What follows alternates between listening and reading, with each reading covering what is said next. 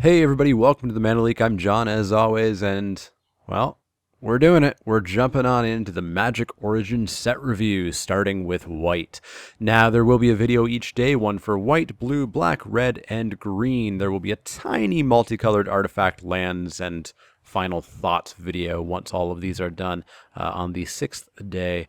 Yeah, just before we jump in, I do want to give three quick disclaimers. Number one, and this is the important one, this is a limited set review only. I will be talking about these cards in draft and in sealed, primarily in draft.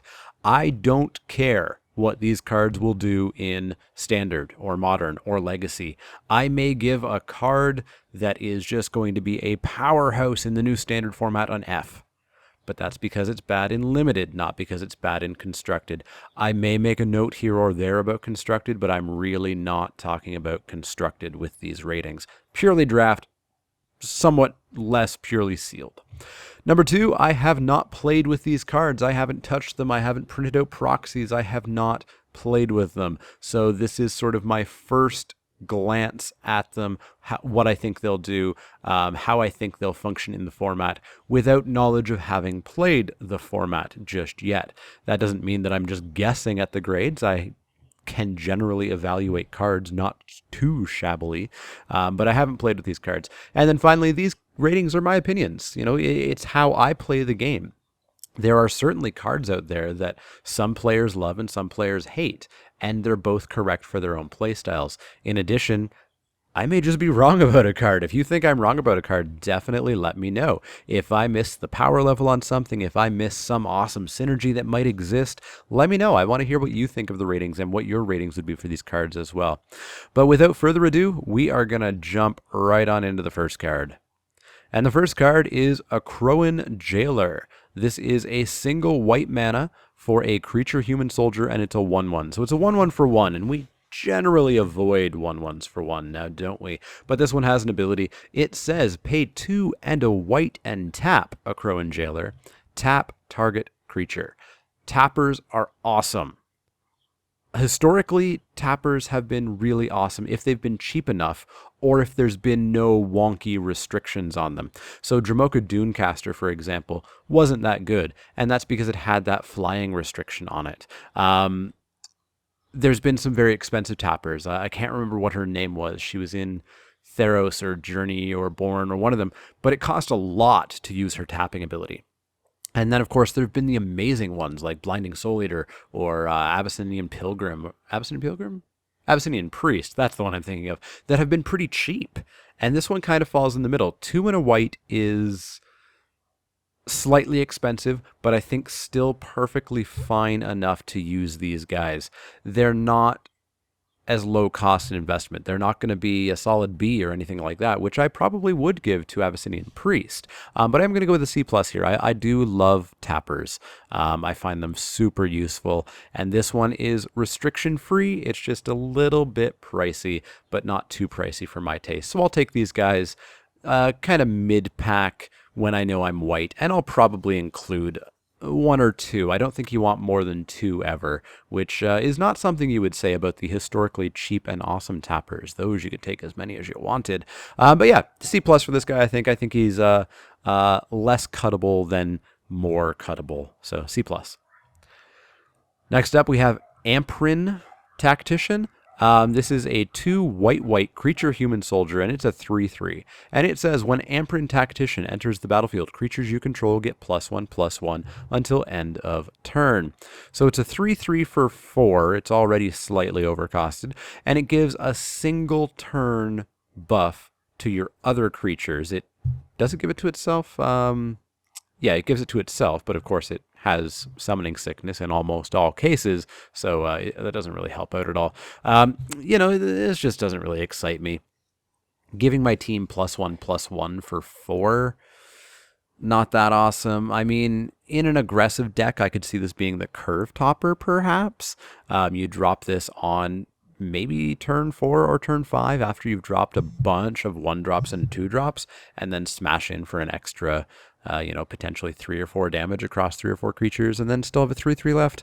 I can see it, but it just doesn't excite me. I'm going to go with a solid C on this. I think it's very middle of the road. It's a card that you can cut if you want to, and don't cut if you don't want to. And that's about all I can say. A very middling card for me, so a C for that. Next up, we have Anointer of Champions. Anointer of Champions is a single white, so 1 white, for a 1/1. So it's a 1/1 for 1. It's a creature human cleric, and thankfully it has an ability. It's an add-on common. You can tap Anointer of Champions to give target attacking creature +1/+1 until end of turn. So you're attacking with some creatures or even just one creature. You've got this on your board, and you can tap it and give that guy a little tiny little boost, a +1/+1 boost. Yeah, you know, we all know 1/1s for 1 are a really tough sell. They've got to do something really awesome. This isn't really awesome. The benefit of this, I think, is that your opponent's not going to want to waste removal on this. They're not going to want to slam down a premium removal spell on your 1/1 for 1, which means that you are sort of just almost guaranteed to be giving whatever attacking creature you want +1/+1. But I still don't think that's powerful enough. I think that, you know, outside of perfect situations where you're just beating your opponent down, this guy's just going to be a liability, and he'd much, you know, rather be just a creature that's attacking as well. So I don't really like this guy. I don't think he's great. I'm not going to be looking to take him very highly at all, and I actually think I'll probably look to cut him relatively commonly if I do have him. So that means I've got to go with a C+ for him. I don't think the power's there at all for me to put this into my deck as instead of anything else, instead of any other creature, any creature that's actually a threat. All right, next up we have Archangel of Tithes. Archangel of Tithes is a 1 white creature angel at Mythic, and she's a 3/5. So she's a flying 3/5 for 4, and she's got a couple of abilities on her. She says, as long as Archangel of Tithes is untapped, creatures can't attack you or planeswalkers you control unless their controller pays 1 for each of those creatures. Then, as long as Archangel of Tithes is attacking, creatures can't block unless their controller pays 1 for each of those creatures. So this is really interesting. This is kind of like Sphere of Safety, sort of, though I don't quite like it quite as much as Sphere of Safety, although it is a body, which is nice. 3/5 flyer for 4 is totally okay. Totally okay, that's going to do some work. So the abilities, let's digest them a little bit. So the first one, as long as she's untapped, which means she hasn't been attacking, then creatures can't attack you unless your opponent pays 1 for every single creature that wants to attack you. That's kind of cool. That's going to slow your opponent down quite a bit. That's really going to hurt an aggressive deck, like a white weenie or a red wide deck. That's really going to hurt them. But as the game goes on, that's going to be a really negligible effect. Paying 1 for each creature on turn 7 when I've got 7 lands out, big deal. I'll do it. If I have the attacks, if they are smart attacks, there's nothing stopping me. This angel doesn't do anything. So the second ability, as long as Archangel of Tithes is attacking, creatures can't block unless their controller pays 1 for each of those creatures. Again, same thing. Late game, this kind of falls off. And so you really want to be winning the game quickly once this comes down. And I just don't know if it's ever really gonna work in Limited. In Constructed, this is pretty cool because it's not legendary, and so it would stack. If you have 3 of these out, your opponent has to pay 3 mana per creature. Now that is really, really cool. You're not going to have 3 of these in any draft you ever do, ever. If you do, tell me, because it's going to be like one person out there in the entire world that opens 3 of these in 3 packs. Yeah, you're going to have 1 of these. That's all you're going to see. So I just don't think it's super duper mega awesome. Plus, the triple white is definitely a downside as well. Realistically, you're going to take this card because it's, I believe, fairly pricey. And it's super fun. You're not going to see it very often. So you're going to first pick it, of course. Realistically, though, I think it's probably kind of B+ territory. I just don't think the power is there because it falls off so heavily in the late game. I could be wrong there. Maybe this will just always lock down the game, but I don't think so. I think the triple white I think the fact that it falls off so much in the late game just hurts this a little bit. So I'm going to go with a B+ here. But at F&M, I'll first pick this, of course. Next up, we have Orem Answer. Orem Answer is a reprint. I've seen it before several times. It's 2 and a white for a 2/2. Creature, human, wizard at common. And it says, when Orem Answer enters the battlefield, you may return target enchantment card from your graveyard to your hand. So you get back that aura that you want to use again. You get back that global enchantment that had somehow been removed. There's very rarely enchantments that you're actually looking to return with the Orem Answer. Pacifism's one, but it's not in this set. You know, things like arrest or claustrophobia, things like that are what you want to return. Sort of the removal auras. That's where Orem Answer really shines. And there are some in this set. There is claustrophobia. There is a sort of arrest that we'll see a little bit later. There's Way to the Underworld. There's definitely some targets for this, but I just don't think there's that many. There's no real global enchantments that are going to get destroyed that you're desperately going to want to return. So I just don't think it's that great of a card. You're going to pick this up after you've picked up those auras that are really valuable to return. And so realistically, this card kind of falls like a C-. It's a card that you never want to take unless you have a very solid, clear-cut reason. You don't take this and then take enchantments. You take enchantments and then get past this because nobody else wants it. And then you say, yeah, sure, why not? And you put, one of them in your deck. So C- is where this is going to fall. Realistically, in most decks or in a lot of decks, it's going to be like a D. And in some decks, it's going to be like a C+, maybe. Maybe even a B- if you have some truly awesome removal enchantments. Next up, we have Avin Battle Priest. This is a 5 and a white creature bird cleric at common, and it's a 3/3, and it has flying. It's a bird, of course, so we have a flying 3/3 for 6. Well, it's got to do something else, right? Well, it does. It gains you 3 life when it enters the battlefield, and that's it. This card's garbage. I think a 6 mana 3/3 flyer that more or less has no additional ability as far as I'm concerned is just garbage to me.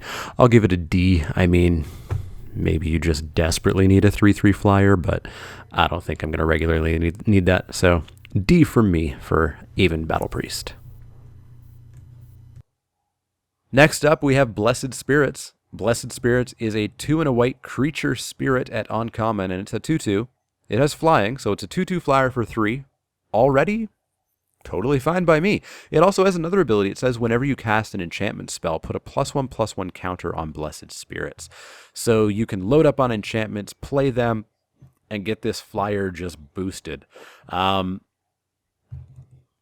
again, we're talking about limited. There's not that many enchantments you're going to be playing. Sure, you can build a constructed deck around this where you're playing a bunch of enchantment creatures from Theros and 4 pacifisms and 4 arrests and whatever. But limited, you're just not going to trigger this very much. You might trigger it once, maybe twice. But that being said, a 2/2 flyer for 3 is fine by me in most cases. So I'm going to go with a C+. I think it's less cuttable than it is cuttable.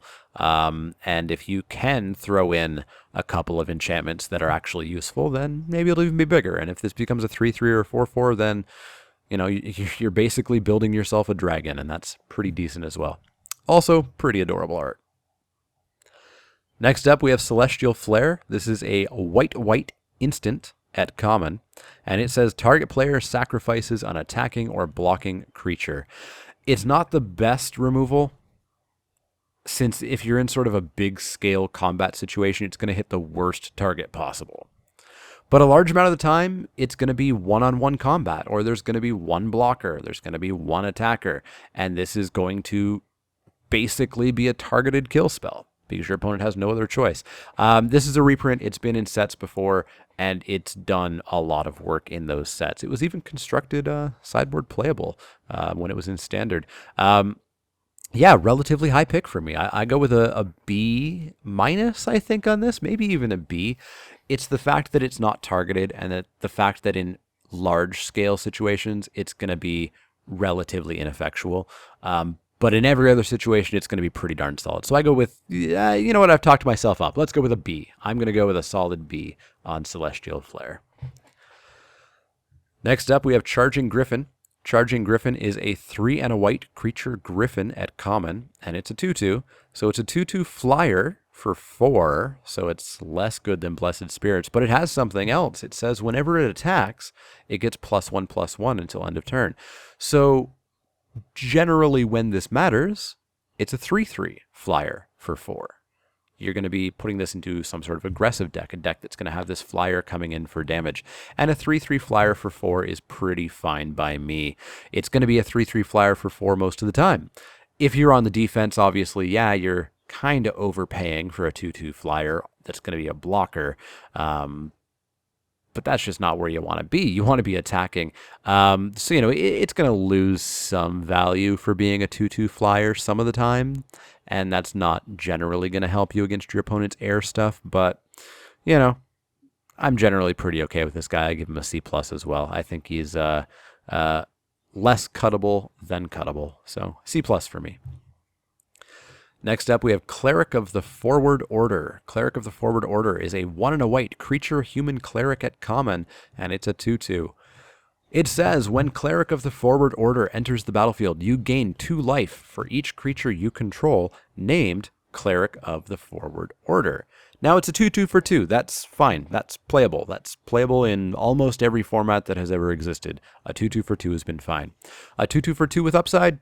Cool. Even more fine. If you draft multiples of these, the upside can maybe get bigger and bigger and bigger, and that can help you out in race situations. It does see itself. So you do get 2 life just for the first one coming in. The second one coming in, you get 4 life. The third one coming in, you get 6 life if they're all on the battlefield at the same time. But yeah, totally fine by me. I give it a C+. It's less cuttable than cuttable. It's totally draftable. I don't know if you really want to devote yourself to picking these. I wouldn't take this over removal. I wouldn't take this over a bigger but similarly costed or efficiently costed creature. But otherwise, totally fine and totally includable. Next up, we have Consul's Lieutenant. This is a white creature human soldier at uncommon, and it's a 2/1. It says it has first strike, and it has Renown 1. So Renown is a new mechanic for Magic Origins. And Renown basically says when this creature deals combat damage to an opponent, if it is not renowned, put a +1/+1 counter on it, and it becomes renowned. So renowned has no rule associated with it. It's just like monstrous. It's just a flag on the creature, but it'll also probably have a +1/+1 counter. So if you get some damage in with this guy, he becomes a 3/2 first strike. And there's more. Whenever Consul's Lieutenant attacks, if it's renowned, other attacking creatures you control get +1/+1 until end of turn. Now, just a couple little notes about renowned, and this is similar to monstrous and monstrosity. If the +1/+1 counter gets removed, the creature is still renowned. Renowned is not removable from a creature, except by bouncing it, killing it, somehow getting a new copy of that creature down. As well, getting a +1/+1 counter on this doesn't make it renowned. The whole renowned thing has to happen the way it's printed. So just beware of that. It probably won't come up very often, but beware of that. It's a definite little rules niggle. So yeah, whenever this attacks, if it's renowned, everything else attacking on your team gets +1/+1. That's pretty darn cool. Now, I'm going to talk about renowned a few times over during this set review, and I'm hesitant on it. I don't know that you can ever expect that the creature is going to be renowned, because it has to get through for combat damage. Your opponent has to either have no blockers, in which case, cool, you're probably winning anyways, or your opponent's going to have to allow that creature to become renowned. So what I'm looking for with renowned is I'm looking for evasion. I'm looking for reasons why your opponent would not want to block or could not block a creature. And this one's actually a decent example. First strike. My opponent's going to have to have a 3 toughness creature in order to confidently block this. If they block with a 2 toughness creature, cool, I kill it. And if they don't, cool, this guy becomes renowned. Now he's a 3/2. Now my opponent needs a 4 toughness creature in order to tussle with it. So I think Renowned is totally fine on this card. The ability of giving your entire team +1/+1, that's pretty darn cool too. I think this guy's a really good card in an aggressive low-cost white deck, a predominant white deck, since it is white-white. I'm pretty high on this guy, to be honest. I'm going with a B+ on him. He's not a bomb or anything like that, but I think it's going to be a pretty solid card in the aggressive white-red, white-black, white-whatever, mono-white, if you can do it, deck. So I'm pretty high on him. I'm going to go with B-. Next up, we have Enlightened Aesthetic. This is a 1 and a white creature cat monk at common, and it's a 1/1. And it says, when Enlightened Aesthetic enters the battlefield, destroy target enchantment. Well, we don't play 1/1s for 1. We certainly don't play 1/1s for 2, and this one has a purely sideboard ability on it, and I don't even know offhand what I would sideboard this in to kill in this format. If Citadel Siege was still around, sure. In this format, I'm not seeing anything that I'm desperately looking to play a 1/1 for. So D for me because it's pure sideboard, potentially just F because you may never have a reason to even sideboard it in. Next up, we have Shrouding Missed. This is a single white instant at common, and it says target creature gets +1/+1 until end of turn. Prevent all damage that would be dealt to it this turn. If it's renowned, untap it. Really strange spell. really strange spell. So it's not Feat of Resistance. It doesn't give a counter. It doesn't give protection. It just gives a little tiny bit of a burst, plus a personalized fog, and maybe untap it if it's a creature with renown who has been renowned. I don't like this card at all. It's not what I want. It doesn't help you get through for damage. It kind of helps you survive combat, I suppose. It's a very defensive combat trick. Very defensive combat trick, which I don't tend to like. I like my combat tricks to be equally valuable on defense and offense, and this one's way more defensive. It's low cost because it is just a single white, but I don't see myself ever really playing this card. I'm going to give it a D. If you need a combat trick, I guess this is one. But I think there's just better ones out there. So I've got to go with a solid D on this one. Next up, we have Gideons Phalanx. Gideons Phalanx is a 5 white instant at rare. And it says put 4 2/2 white soldier tokens onto the battlefield. And it has Spell Mastery. Spell Mastery is another new mechanic for Magic Origins. Spell Mastery basically says if you have 2 or more instant and or sorcery cards in your graveyard, something. So in this case, if you do have 2 instant or sorceries in your graveyard, creatures you control gain indestructible until end of turn. So this is 7 mana for 8 power and toughness. That's a little bit better than par, but that is a ton of mana. A ton of mana. If you have a card in your hand and 7 mana on the battlefield untapped, your opponent's gonna think something is up. So you're kind of really telegraphing this. It is instant, which means you do get to hopefully surprise your opponent by saying, hey, you thought I had no blockers. Surprise, I've actually got 8 power and toughness of blockers, and potentially they're indestructible for this turn. That's pretty good. Ultimately, I think this is just too expensive, though. I see the upside, and the upside is huge, and it's going to win some games. It's going to crush some hearts. It's going to do some work, but I don't want to be the one who invests that much mana. So I am going to have to give this like a C+, I guess. I do see the power. The power's there. It's just really restricted, I think. So I don't think I want to take this card very highly. If I have it, I would have to see the deck that it's in. It has no place in a low-cost aggressive deck, of course. This is much more for a controlling white deck, which there aren't that many of. So that additionally just kind of makes me think that there may not necessarily be a place for this in Limited. In Sealed, I could see myself playing this, because Sealed is slower and clunkier for sure. But in Draft, I think I'd have to pass on this. Pack one, pick one. So C+. Next up, we have Grasp of the Hieromancer. This is a 1 and a white enchantment aura at common. And it says enchant creature. Enchanted creature gets +1/+1 and has, whenever this creature attacks, tap target creature defending player controls. Yeah, this seems like a decent aura for an aggressive white deck. As I said, tappers are good. Tappers are awesome. Making whatever you want into a tapper as long as it attacks is pretty darn good too. It's only 2 mana to throw it on, plus it makes your creature a little bit better by giving it +1/+1. I like this. I really like this, I think. People were really big on Glaring Aegis at the beginning of Dragons of Darkir. I think luckily people started to realize, no, it's not actually that great of a card.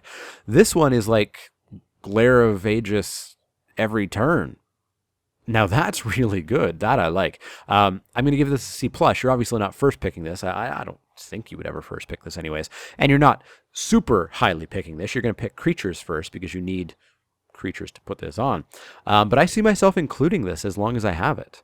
I don't see myself cutting this very often. And, you know, this will really perform well in a swarmy kind of wide white aggressive deck. I'm going to go with a C+ on this one as well. Next up, we have Hallowed Moonlight. This is a 1 and a white instant at rare, and it says until end of turn, if a creature would enter the battlefield and it wasn't cast, exile it instead. And draw a card, too. Yeah, D. Solid D. It's a sideboard card only. You use this against graveyard shenanigans or tokens or anything like that, but that's just not something that comes up that much in Limited. Limited is about casting creatures from your hand almost always. So you're never going to mainboard this. You're never going to take it highly. You're going to take it if you need it for constructed or if it maintains a high value or something. But realistically, in a competitive environment, you're not taking this card. You're not playing this card. You're sideboarding it in if you see some reason, and I don't know that you ever even will. So yeah, solid D for me. Next up, we have Healing Hands. This is a 2 and a white sorcery at common, and it says target player gains 4 life. Draw a card. Very, very, very no. Life gain is garbage. Replacing itself for life gain, still garbage. It's not worth the card. Yeah, it replaces itself, but you know what? This could just be a different card. Any card, basically, and be better than this. Don't take this card. Don't play this card ever in sealed, in draft, in anything ever. Pure F. Next up, we have Heavy Infantry. This is a 4 and a white creature human soldier at common, and it's a 3/4. And it says when Heavy Infantry enters the battlefield, tap target creature an opponent controls. So we've got another tapper. There's a tapping sub-theme in white for sure in this set. Now, tappers tend to benefit aggressive decks a little bit more than they do defensive decks, and this guy doesn't fit into an aggressive deck. It's a 5-drop 3/4. Ultimately, I feel like the deck that wants a 3/4 for 5 isn't really going to be impressed by tapping a creature down on their turn only. Because, of course, you're going to tap this down on your turn, and it's going to immediately untap when you pass the turn. Overall, it just seems kind of mediocre to me for the cost. It doesn't fit the deck that wants this effect. And that's a bit of a problem. So I'm going to go with a C- on this. I think it's much more cuttable than it is keepable, and I don't think it's something you're going to draft very highly at all. I think it's something you're going to pick up because you're in white, and it's the white card left in the pack. Next up, we have Hicks Asst, Prison Warden. It's a 3 white legendary creature human soldier at rare, and it's a 4/4. So it's a 4/4 for 5. It has flash, so that's pretty cool right there. It also says whenever a creature deals combat damage to you, if Hicks Asst Prison Warden entered the battlefield this turn, exile that creature until Hicks Asst leaves the battlefield. So basically, you're being attacked by somebody, and you don't block. And then you play Hicks Asst. You flash him in. That creature deals damage to you, and then gets Oblivion Ringed by Hicks Asst as long as he's sitting around. Removal that leaves behind a 4/4 seems pretty darn good to me. Unfortunately, he is more fragile than Oblivion Ring. You know, your opponent can kill this guy in a million different ways, whereas Oblivion Ring has, like one way of being blown up, and that's with enchantment hate. So, he's not quite Oblivion Ring, keep that in mind. But he is still a 4/4 surprise removal. I'm going to take this guy first pick every time I see him, I think. He's a limited, basically, bomb, I think. I'm going to go with A-. He's big enough that he's going to be pretty commanding on the battlefield for quite a while. Yeah, I'm super happy with big bodies that are also removal. So A- for me. He's just shy of being a bomb that, will truly affect the board. But he does some solid work regardless. Next up, we have Knight of the Pilgrims Road.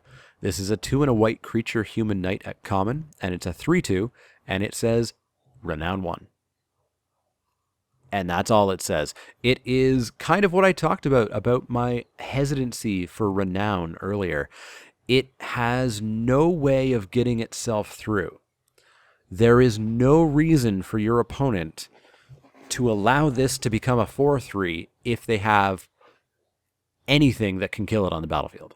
There's no reason and no common situation in which this guy will be able to easily get through. The way this guy gets through is your opponent having no creatures on the battlefield, in which case you're already in a great spot. So I would never expect this to be a 4/3, ever. This is a 3/2 for 3 in my mind. If it ever becomes a 4/3, cool, but I'm never going to expect that to happen. So a 3/2 for 3 is still totally fine. It's still solid filler for, sort of an aggressive deck. And if it gets through, cool. So I'm going to go with a C. I think just a C on this. I think it's cuttable or not cuttable, depending on how aggressive your deck may be and how much you're in the market for a 3/2 for 3. But I would caution against expecting Renown to happen a lot, especially on these cards that don't have evasion.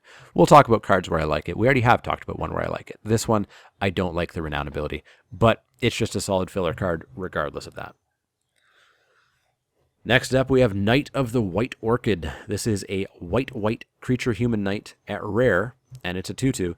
It has first strike. Cool, so a 2/2 first strike for 2 is totally fine by me. But it has more. It says, when Knight of the White Orchid enters the battlefield, if an opponent controls more lands than you, you may search your library for a Plains card, put it onto the battlefield, then shuffle your library. So turn 3, you can play this as your 2-drop before you play your 3rd land. Go and get a Plains, and then play your 4th land on turn 3, and be really happy, because white doesn't typically get ramp like that. Just make sure you do play this guy correctly. Don't just, automatically throw down your land for the turn and then play this guy realizing that you just lost that ability. So be careful with this guy. But yeah, as he stands at 2/2 first strike for 2 is totally fine for me. It goes right into the white aggro deck, and it feels like there is potentially a heavy white aggro deck in this format, because there is a lot of white stuff going on, even at 2, even at just white. So we've got Knight of the White Orchid already, plus Consul's Lieutenant. I see it happening, and I see this guy being a decent reason to go into that, because of course, if you can get 4 lands on turn 3, 5 on turn 4, you can probably flood the board with white weenies. So yeah, I'm pretty happy with this guy. He's not a bomb. He doesn't massively distort the battlefield or anything, but he's just a solid utility card. So I'm going to go with I think a B- on it.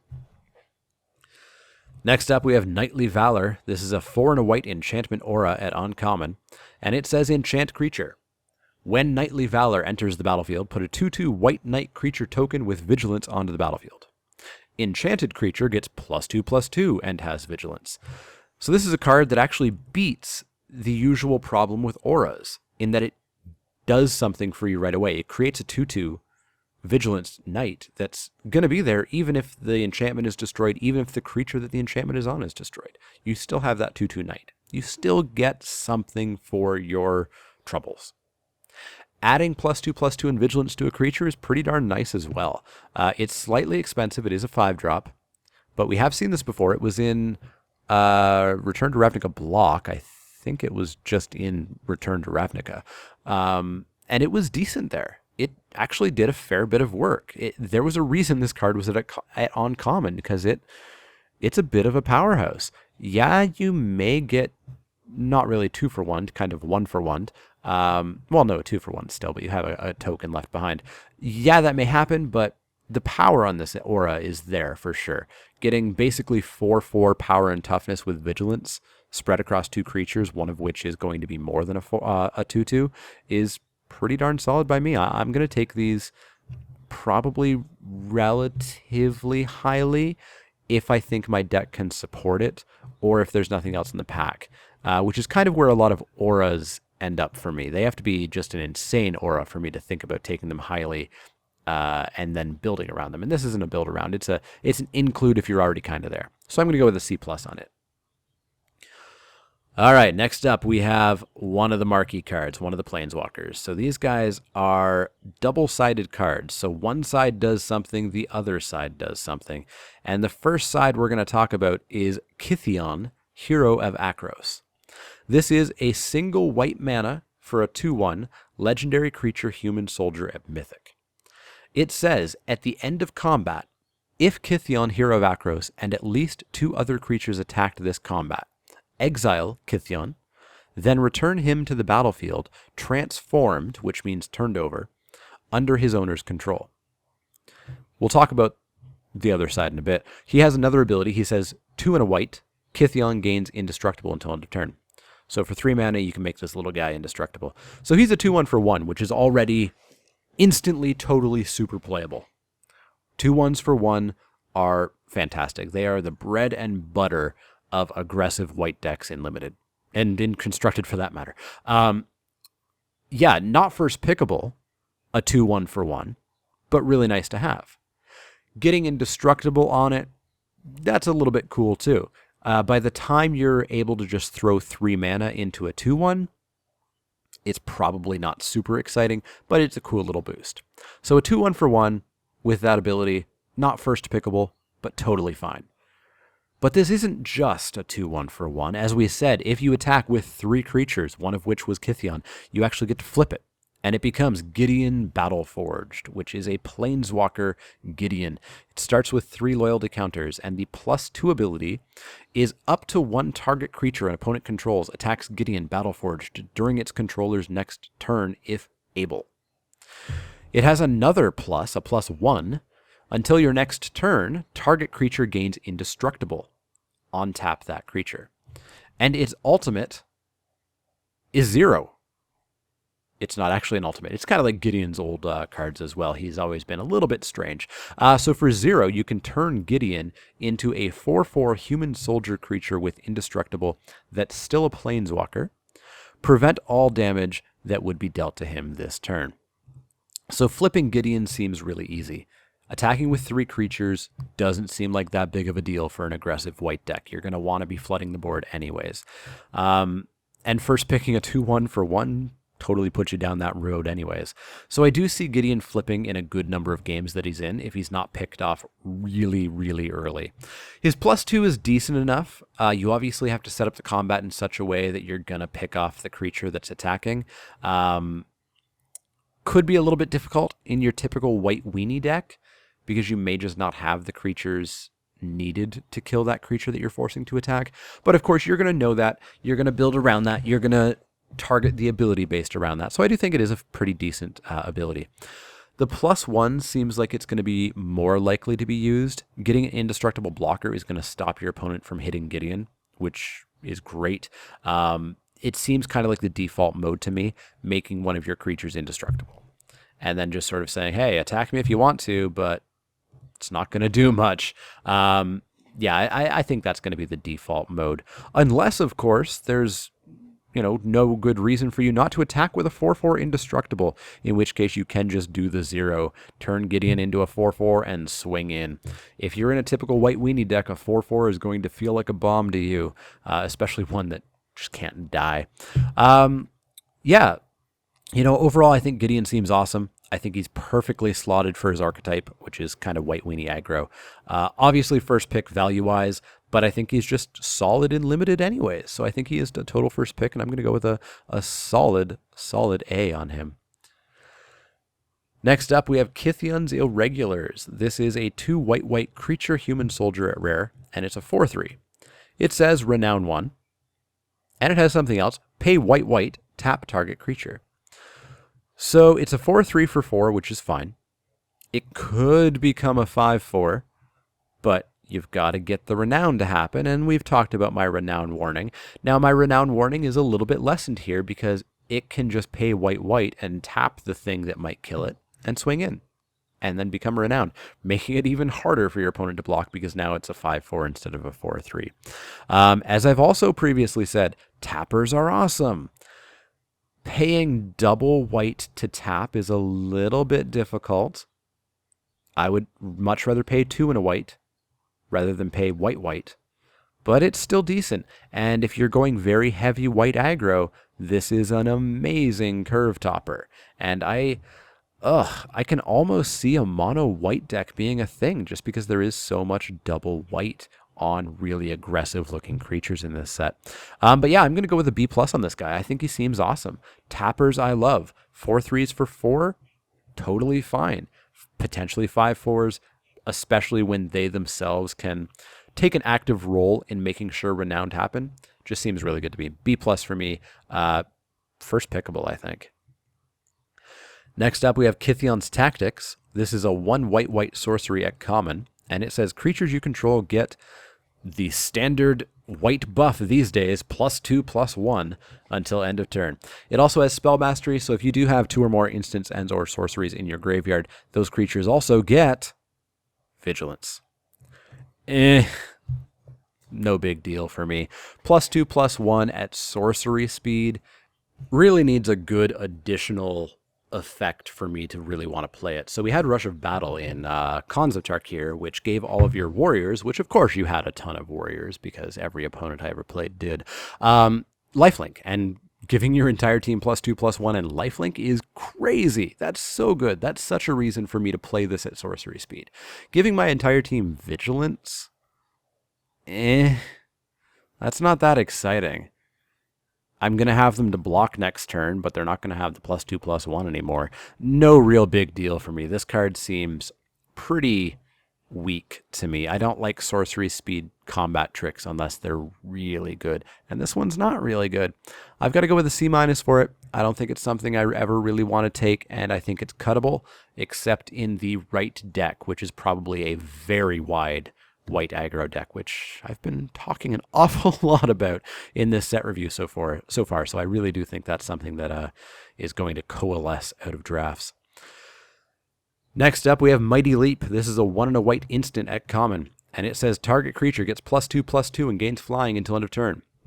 We've seen this card several times before. We've seen it in Modern Masters 2 most recently.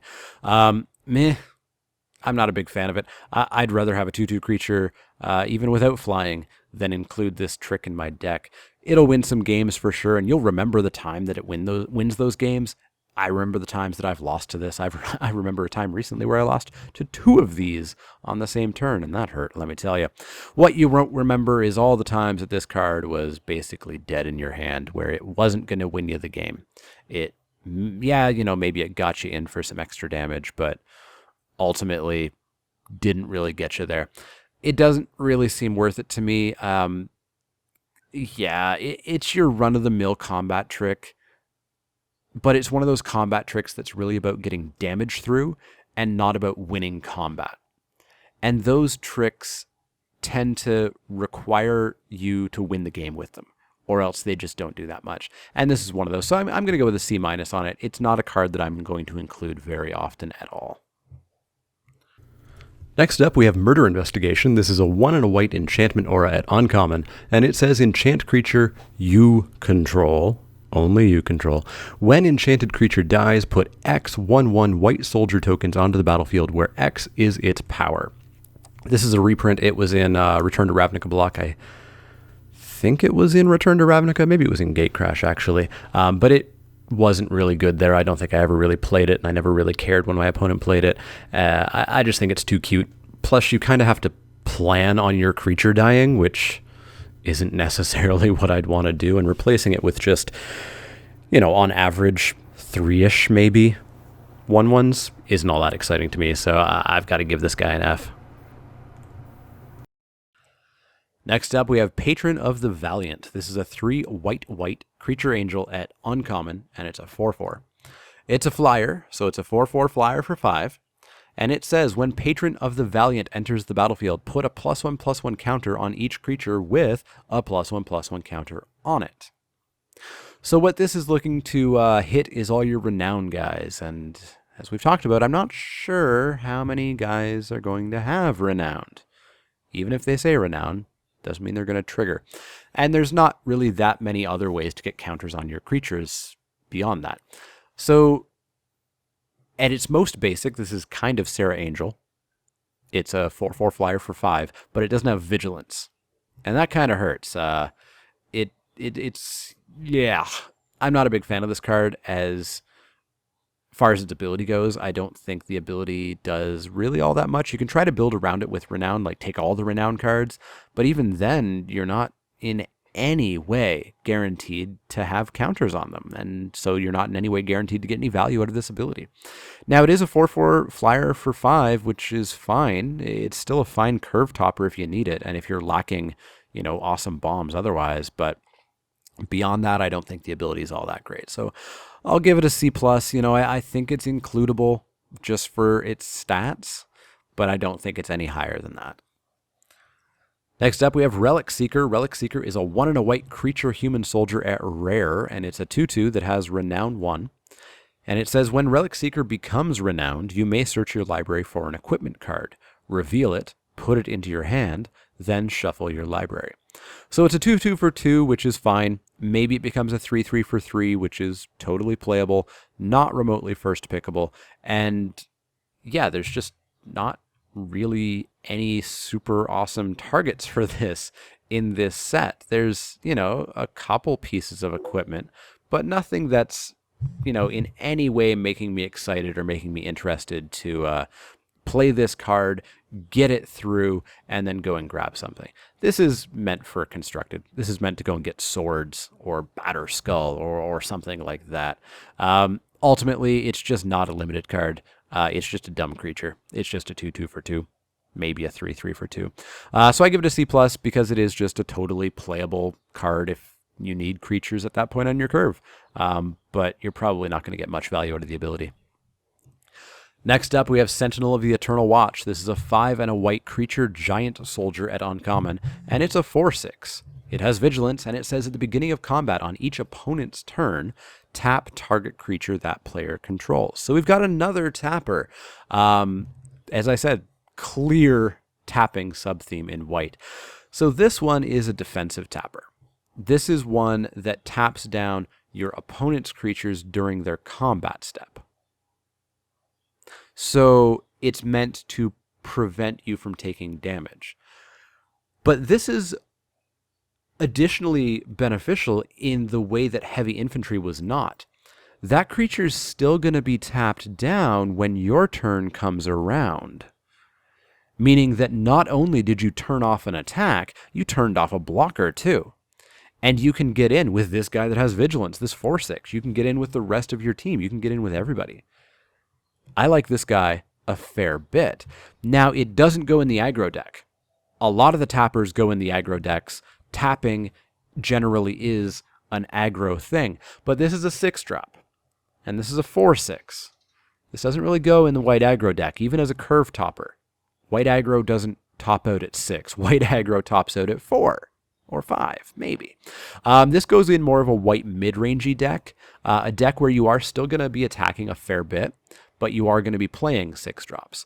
And yeah, if I see this guy, I'm going to probably take him and go towards that plan. And if I see him and I'm already on that plan, I will snap grab him. C+, just because he does fit in kind of a specific deck, but C+ for me. Next up, we have Sigil of the Empty Throne. This is a 3 white enchantment at rare, and it says whenever you cast an enchantment spell, put a 4/4 white angel creature token onto the battlefield with flying. I think F. I think it's just bad. You can't really build the enchantment decks that this card wants in Limited. There's just not that many playable enchantments. As I said, there's the enchantment auras that are decent removal. there's no enchantment creatures, this would be incredible in Theros draft. This would be pretty nifty, pretty cool in constructed, maybe if a bit casual, but still would be a thing. But in limited, I just don't think you're going to be able to go off with this. You're totally welcome to try, but I don't think you can, so I've got to go with an F. Next up, we have Stalwart Avin. This is a 2 and a white creature bird soldier at common, and it's a 1/3 with flying and renown 1. So it's a 1/3 flyer for 3. Pretty uneventful, pretty underwhelming. But if you deal combat damage, and why wouldn't you? It's a 1 power flyer. It becomes a 2/4 flyer.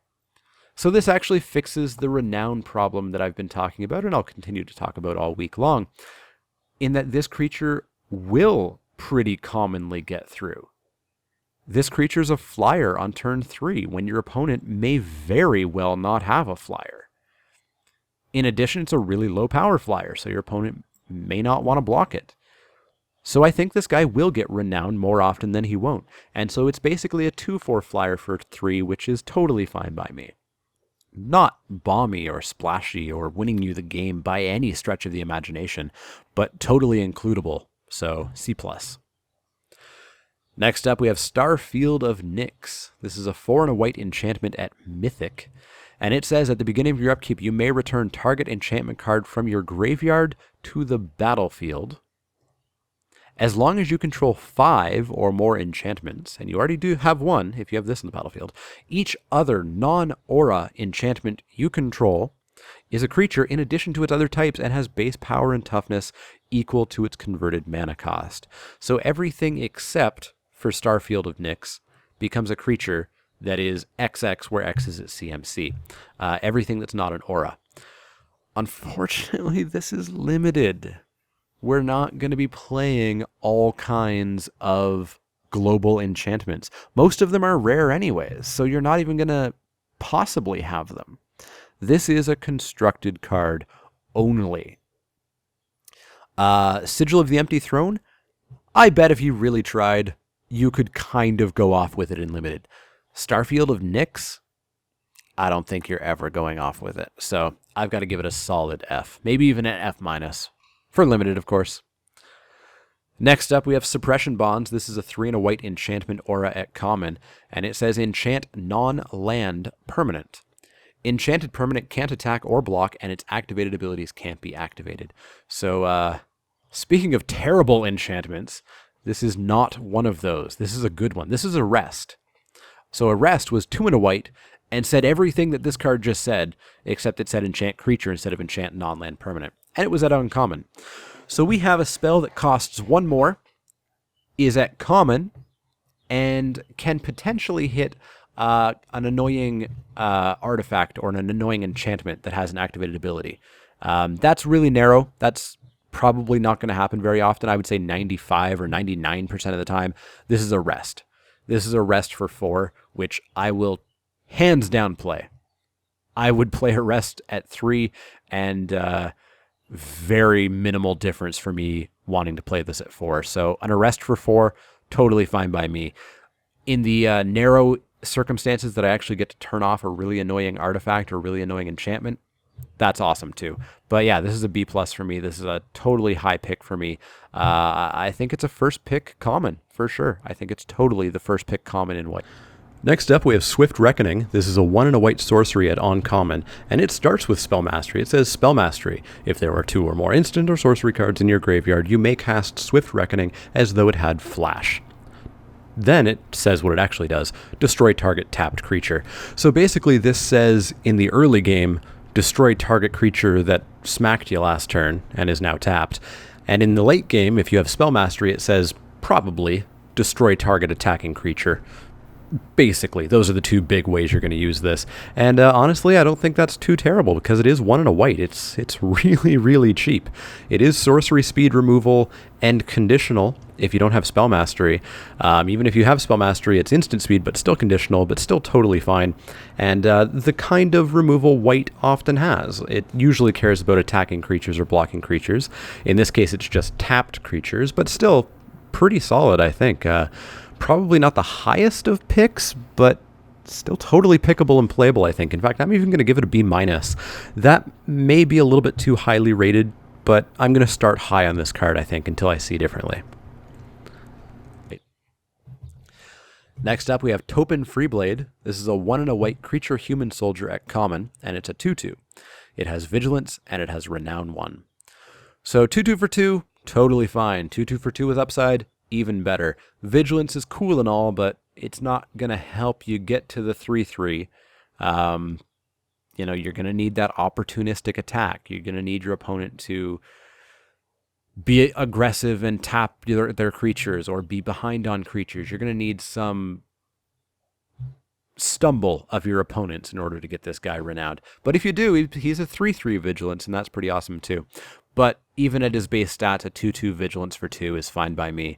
Again, low-cost, white weenie aggressive deck I think is going to be huge in this format. And this will be a role player there, just as much as any other 2/2 will be. So I'm going to go with a C+ on this guy. I think he's less cuttable than he is cuttable. So C+ for me. Next up, we have Totem Guide Heartbeast. This is a 4 white creature antelope at uncommon. It's a 2/5, and it says when Totem Guide Heartbeast enters the battlefield, you may search your library for an aura card, reveal it, put it into your hand, then shuffle your library. Do not want this at all in any way, shape, or form. There's just not enough enchantments that I'm going to want to go and grab them with this Heartbeast. And it's a 2/5 for 5. It's really overcosted. Yeah, I'm just not interested in this guy. Maybe if you have suppression bonds or claustrophobia and you have a spot for this guy, maybe. But still, I don't think so. I'm going to go with an F on this. I don't ever really want to play this guy. Next up, we have Tragic Arrogance. This is a 3 white sorcery at rare. And it says, for each player, you choose from among the permanents that player controls an artifact, a creature, an enchantment, and a planeswalker. Then each player sacrifices all other non-land permanents he or she controls. So you look at your battlefield and you say, that creature, that artifact, that enchantment, and that planeswalker. Although more realistically, you're going to be saying, that creature. And the rest aren't going to matter. Then you're going to look at your opponent and you're going to say, that creature, blah, blah, blah. And then everything else dies except the lands. This seems awesome to me because it's a symmetrical wipe effect. So it's wiping the board, basically. Except there's a massively asymmetrical effect in which you say, I'm going to keep this 5/5 flyer, and you can keep that 1/1. Pass the turn. Yeah, I'm a big fan of this card. I think it's going to have some awesome effects. It's totally first pickable. Play around it, of course. You know, make sure that you're not flooding the board with creatures while holding this card. Make sure you sandbag some stuff so that you hopefully, A, have some stuff to play after you do it, and B, trick your opponent into playing a bunch of creatures and filling the board. But yeah, total first pick by me. I think it's an A. You know what? A+. A+. Next up, we have Valor in Akros. This is a 3 white enchantment at uncommon, and it says, whenever a creature enters the battlefield under your control, creatures you control get +1/+1 until end of turn. This just seems too cute to me. Unless you can build some sort of tokens deck in draft, it just seems way too cute for me. Much more designed for constructed, I think. You know, throw in Hordling Outburst and give your team +3/+3, things like that. That would be awesome. This format, I just don't think it's going to be a thing. I give it a D. If you want to try to go off with it, I dare you. I dare you. I would love to see that happen. Maybe I'll try it on a Wacky Wednesday or something. But ultimately, I just don't think this is a card that I'm going to play, really. So, D. Next up, we've got Vryn Wingmare. This is a 2 white creature Pegasus at rare, and it's a 2/1. It has flying, so it's a flying 2/1 for 3. Totally fine. It also says non-creature spells cost 1 more to cast. This is for constructed. This is for legacy. This is for modern. This is for standard. This is not really for draft. As we've talked about prowess in the past, and as we will now forever since it is an evergreen mechanic, non-creature spells are not flying around left or right and limited. like they do in Constructed. Limited is creatures. So this just isn't really going to impact all that much. You know, it is a symmetrical effect, so it's making your few instant and sorceries, or sorry, non-creature spells you have more expensive, and it's making your opponents more expensive. Ultimately, I think this is just a 2/1 flyer for 3, which is fine and is a middle kind of the pack pick. So gets a C from me, maybe a C+, because a 2/1 flyer is pretty cool, but nothing higher than that in Limited. Next up, we have War Oracle. This is a 2 white creature human cleric, and it's a 3/3 at uncommon. It says lifelink, renown 1. And that's it. So it's a French vanilla renown. So this is going to kind of put renowned to the test, I think. My warning has been, I don't know how regularly you're going to get it to go off unless there's some sort of good evasion. This guy doesn't have evasion, but he does have a very relevant ability. A 3/3 lifelinker for 4 is already kind of okay. So I think this guy's fine just on his own. The fact that he may become a 4/4 if you get an opportunistic attack in, if you give him protection, although they're getting rid of protection actually. There might not even be protection in the set now that I think of it. But if you give him flying, if you just in any way get this guy through becoming a 4/4 lifelinker, it's just going to be backbreaking for your opponent. So I'm pretty high on this guy. I'm going to go with a B-. I think I'm going to take him relatively highly until I learn differently. Yeah, B- for War Oracle. Finally, for white, we have Yoked Ox. This is a single white mana for a creature Ox at common, and it's an 0/4. And that's it. Doesn't do anything else. F. Don't play this. It was slightly okay in Theros because you could bestow it and you could put ordeals on it, and this thing could be like a 4/7 by turn 4. That's not going to happen in Magic Origins. This is going to be an 0/4 almost every game for the whole game, and that's just not something you ever want. So total F. I could arguably push it up to a D as a sideboard card if you're against aggro and you need a low early drop, but I don't even think I want to do that. So I'm going to go with an F on that. Kind of a downer to finish white off with, but I think white looks really fun. There's nothing outside of maybe Tragic Arrogance that's incredibly splashy and bomby, but there's just a lot of really efficient, low-costed aggro that I'm going to be so excited to play and run people over with on turn 5 or turn 6. I think that's the name of the game for white. Aggro, aggro, aggro. I don't quite know what it's going to do to support other colors, except perhaps just make them more aggressive as well. But I see a very heavy white aggro deck being really good because there is, as I said, so much double white and even the triple white angel.